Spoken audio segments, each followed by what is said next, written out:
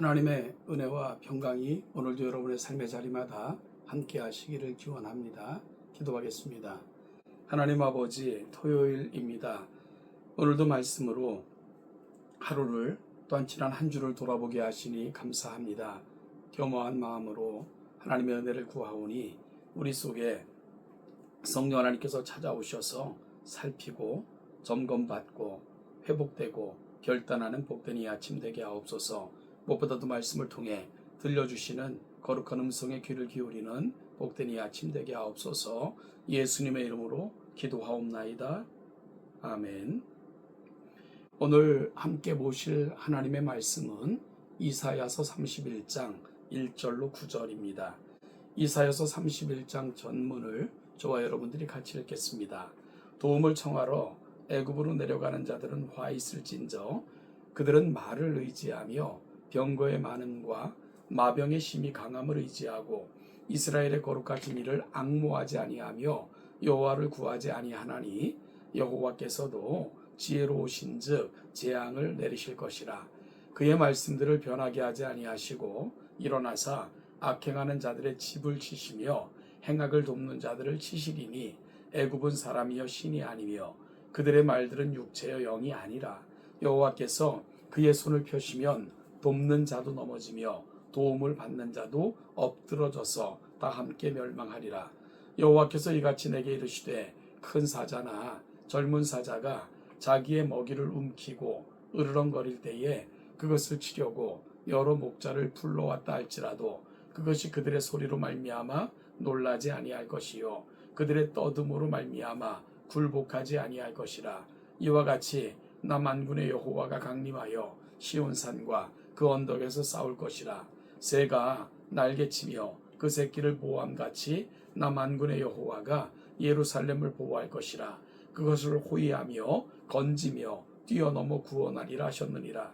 이스라엘 자손들아, 너희는 심히 거역하던 자에게로 돌아오라. 너희가 자기 손으로 만들어 범죄한 은우상 금우상을 그날에는 각 사람이 던져버릴 것이며 아수르는 칼에 엎드러질 것이나 사람의 칼로 말미암음이 아니겠고 칼에 삼켜질 것이나 사람의 칼로 말미암음이 아닐 것이며 그는 칼 앞에서 도망할 것이요 그의 장정들은 복역하는 자가 될 것이라. 그의 반석은 두려움으로 말미암아 물러가겠고 그의 고관들은 기치로 말미암아 놀라리라. 이는 여호와의 말씀이라. 여호와의 불은 시온에 있고 여호와의 풀무는 예루살렘에 있느니라. 아멘.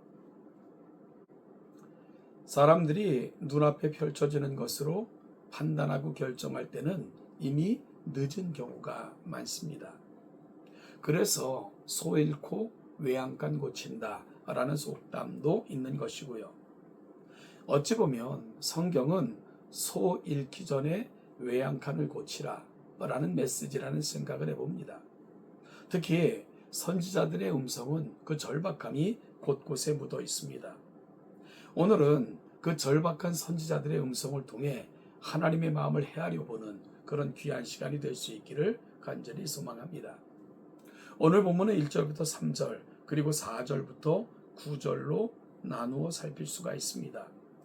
먼저 1절부터 3절에서 이사야는 하나님의 백성들의 죄악상을 지적하며 인간의 힘을 의지하고 하나님을 의지하지 않는 것이 얼마나 어리석은 일인가를 경고하고 있습니다. 날로 번성해가는 제국 아수르는 이제 침략의 마술을 유다에게로 뻗쳐 온 유다를 공포에 떨게 하였습니다. 이제 유다는 한 가지 묘책을 짜냈는데 그것은 애굽과 군사 동맹을 맺어 아수르에게 대항하겠다 하는 전략이었습니다. 그래서 많은 보아들을 가지고 비밀 특사를 애굽으로 보냈습니다. 이러한 애굽의 처사는 유다의 처사는 매우 어리석은 일이었습니다. 유다는 하나님의 선민으로 즐거울 때나 슬플 때나 어떠한 상황을 막론하고 항상 하나님을 의지하고 그만을 의지해야 합니다. 그럼에도 그들은 곤경에 빠지자 하나님을 잊고 애굽으로 숨가쁘게 달려갔던 것입니다. 1절에서 이렇게 말씀합니다. 그들은 말을 의지하며 병거의 많음과 마병의 힘이 강함을 의지하고 여러분 애굽의 기병대는 매우 강하고 잘 훈련된 군대였습니다. 그들은 이스라엘 백성들이 출애굽할 때 질풍과도 같이 민첩하게 뒤를 쫓아 이스라엘을 공포에 떨게 만들었던 전통의 정예 부대였습니다. 그리고 그들은 전투에 있어 가장 효과적으로 전쟁을 수행할 수 있는 많은 병거를 소유하고 있었습니다. 이러한 모든 조건은 유다를 안심시키기에 충분한 것들이었습니다. 그래서 그들은 애굽과 동맹만 맺는다면 아수르 정도는 문제가 되지 않을 것이라고 확신했습니다. 이처럼 세상을 의지하는 자들은 가시적인 조건과 물리적인 힘을 우선합니다. 손에 만져지는 것만을 인정하고 보이는 것만 따릅니다. 이렇게 세상 것을 의지한 결과 기다리고 있었던 것은 하나님의 징계뿐이었습니다. 2절 말씀에 여호와께서도 지혜로우신 즉 재앙을 내리실 것이라. 세상을 의지하는 자의 결국은 뭘까요? 하나님의 징계입니다. 그가 받는 징계는 하나님의 공의로우신 보응입니다. 물질을 의지하는 자는 물질로 망하고 칼을 믿는 자는 칼로 망합니다. 하나님의 징계는 온전하여 그 대가를 다 치르기 전에 그치는 법은 없습니다. 그러나 한 가지, 징계받는 자가 자신의 잘못을 전식으로 뉘우치고 그 길에서 떠나고자 한다면 하나님의 사랑은 공의로움의 징계를 그치게 하실 것입니다. 4절부터 9절에서는 애굽의 물질 문명을 우상화한 유다를 향하여 회개하고 하나님을 섬기는 본연의 자세로 돌아올 것을 촉구하는 이사야를 향한 하나님의 간곡한 메시지입니다. 그리고 만약에 그들이 돌아오기만 한다면 하나님께서 그들을 아수르로부터 구원해 주시겠다고 약속하십니다.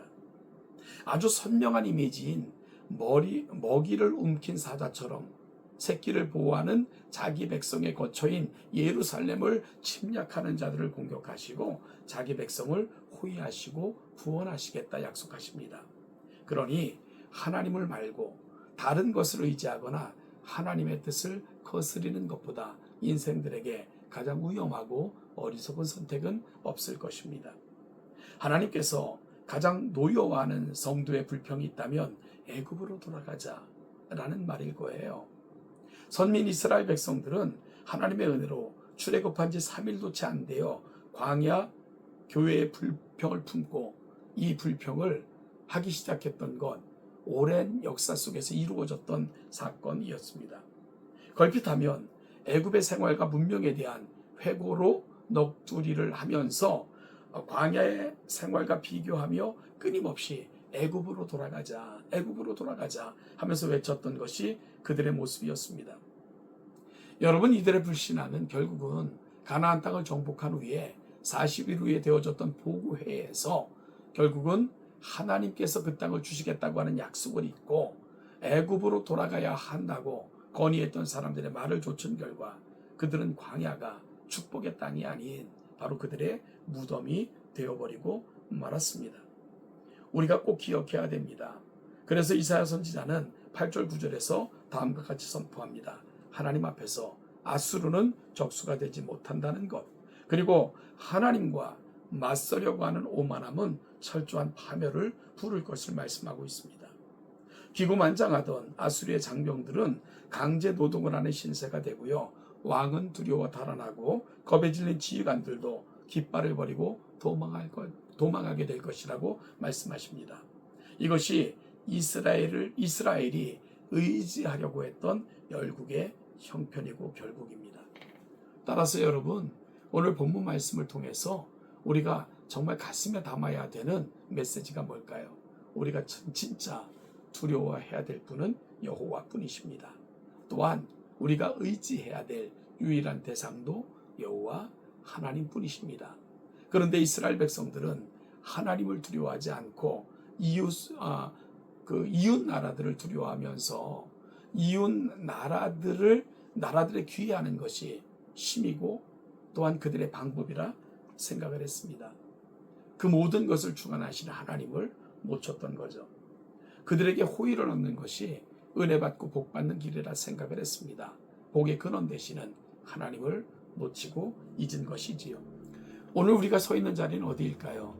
애굽을, 아수르를, 열방을 향해 두리번거렸던 이스라엘처럼 오늘 우리도 나의 도움이 어디서 올고 그 도움을 찾아 헤매는 것 우리의 모습 아닙니까? 여러분, 시인의 고백을 기억하시기 바랍니다. 나의 도움이 어디서 올고 나의 도움이 어디서 올고 천지를 지으신 여호와에게서로다. 오늘 그 말씀을 가슴에 담고 우리의 유일한 도움 되시고 능력으로 그 길을 인도하시고야 마시는 하나님을 힘있게 의지하시는 오늘 이 아침, 오늘 하루 복된 여러분의 인생이 되시기를 주님의 이름으로 축복합니다.